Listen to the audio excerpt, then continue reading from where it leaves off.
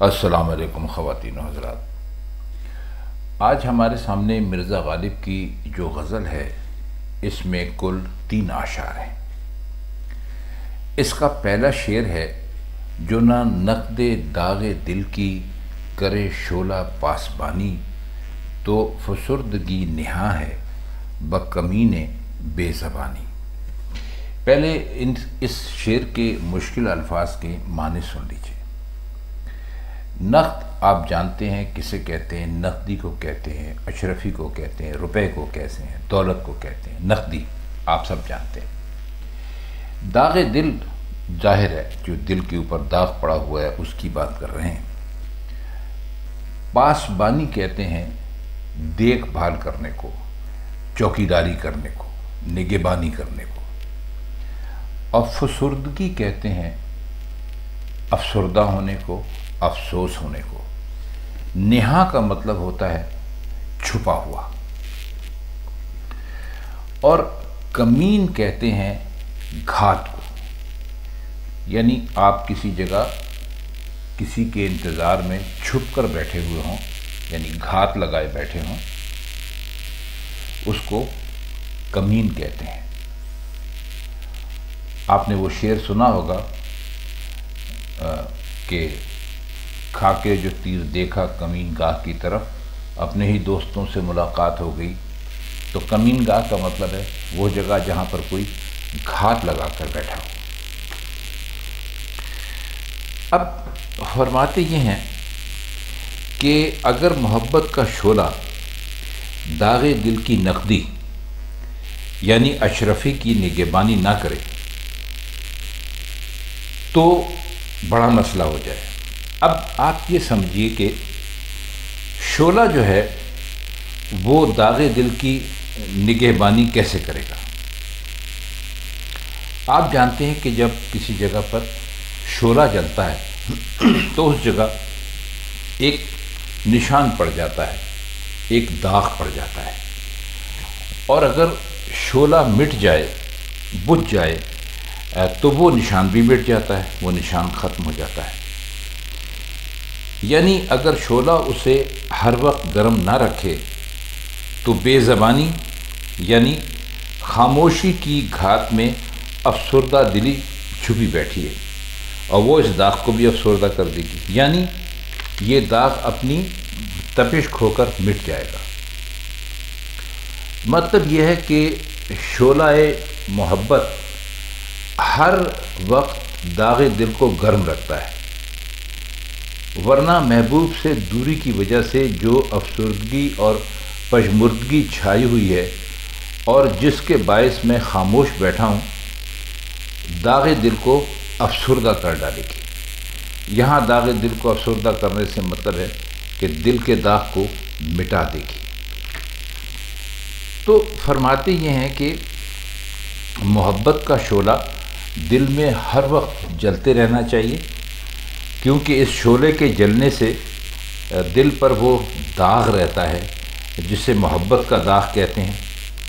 ورنہ اگر میں خاموش رہوں گا، اپنی محبت کا اظہار نہیں کروں گا، اقرار نہیں کروں گا، تو جو یہ ایک افسردگی چھپی ہوئی بیٹھی ہے، جو گھات لگائے بیٹھی ہوئی ہے، اور جو بے زبانی کی افسردگی ہے یعنی اظہار نہ کرنے کی افسردگی ہے، یہ میرے دل کے جو شعلہ ہے اس کو بجھا دے گی اور میرے داغ دل کو افسردہ کر ڈالے گی۔ افسردہ ایسی کر ڈالے گی کہ اگر شعلہ نہیں جلے گا تو داغ بھی نہیں رہے گا۔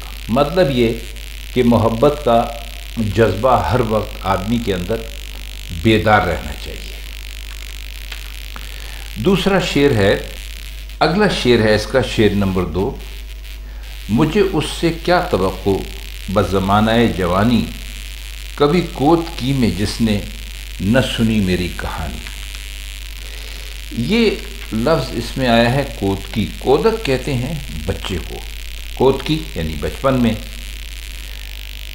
اور توقع کہتے ہیں امید رکھنے کو، اور بزمانہ جوانی کا مطلب ہے جوانی کے زمانے میں۔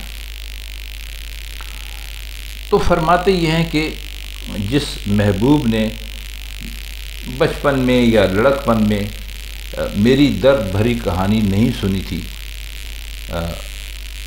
حالانکہ اس عمر میں کہانیاں سننے کا زیادہ شوق ہوتا ہے۔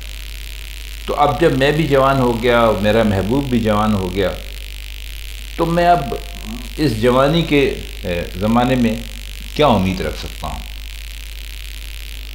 مطلب یہ کہ وہ زمانہ جب کھیلنے کودنے کا ہوتا ہے اور کہانیاں سننے کا ہوتا ہے، اور چھوٹی عمر کے لوگ بڑے شوق سے کہانیاں سنتے ہیں، اس وقت اس نے میری کہانی نہیں سنی تھی۔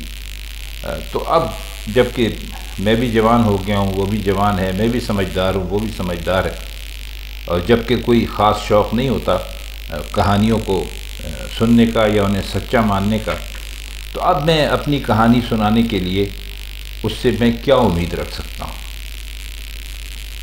آخری شعر ہے، یوں ہی دکھ کسی کو دینا نہیں خوب، ورنہ کہتا کہ میرے عدو کو یارب میری زندگانی۔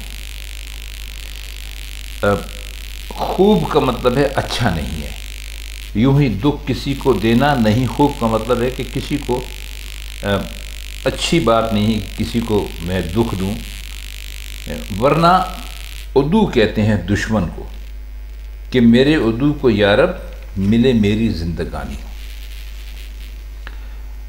فرماتے یہ ہیں کہ کسی کو خواہ مخواہ دکھ دینا اور مصیبت میں ڈالنا اچھا نہیں ہے، ورنہ میں دعا مانگتا کہ یارب میری زندگی میرے دشمن کو عطا کر دے۔